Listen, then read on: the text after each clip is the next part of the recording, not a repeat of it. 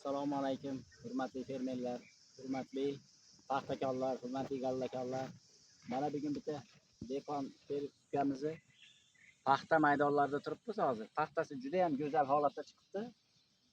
Juda ham chiroyli holatda tekis chiqqan. Bunga tavsiya birinchi o'rinda qiladigan ishingiz, men yaqinroq kelavering-ku.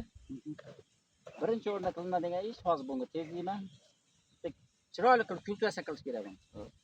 1-2 kun muddat ichida chiroyli qilib sekin yurib, iloji bo'lsa diskalik kultivatsiyalar bo'ladi. Ha? Diskani yaqinroq olib kelib, ichi tomonga tashlanadi turpoq. Diska bilan naralni qo'yiladi. Bitta chiroyli kultivatsiya qilsangiz, chuqur qilib sekin yurgizing. Ancha-muncha o'tlarni olib ketadi. Qolgan o'tlariga mabodo rivojlanib ketadigan bo'lsa, mana asosiy dalangizda mana o'tlar bor ekan mana. Ha?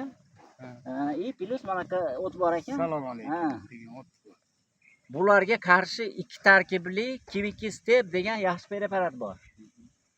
Baliqchi agrokimyo himoyada Kiviki Step degan yaxshigina preparat bor, 2 tarkibli. 1 gektarga 1 litrdan ishlaydi. Mana uni kultivatsiyadan keyin, mana 4 ta chimbar chiqarsin, 3 ta chimbar chiqarsin emas. O'simlikda chiqib turib 2 ta chimbar chiqargandan keyin tezroq sepish kerak bo'ladi menga. Sababi bunga tezroq sepib o'ldirib olmasangiz mana yoshligida. Ertaga rivojlanib ketgandan keyin qiyinchilik bo'ladi o'tni yo'qotish. Oddiy narsa bu. O'tni yo'qotganingizdan keyin bargidan bitta suspenza berasiz. 7-8 kunda nimalarni mana hilolni misol uchun 12 kunda oladi mana. 12 kunda yo'qotadi buni. 2 tarkibli deyapman. Boshqa 2 pallalilarga 2 pallali deyarli yo'q ekan sizda. Past ko'proq bunaqa nina bahli ekan mana. Buni o'sha men aytgan preparat olaveradi. Bitta kultivatsiya, keyin siraji gerbitsid.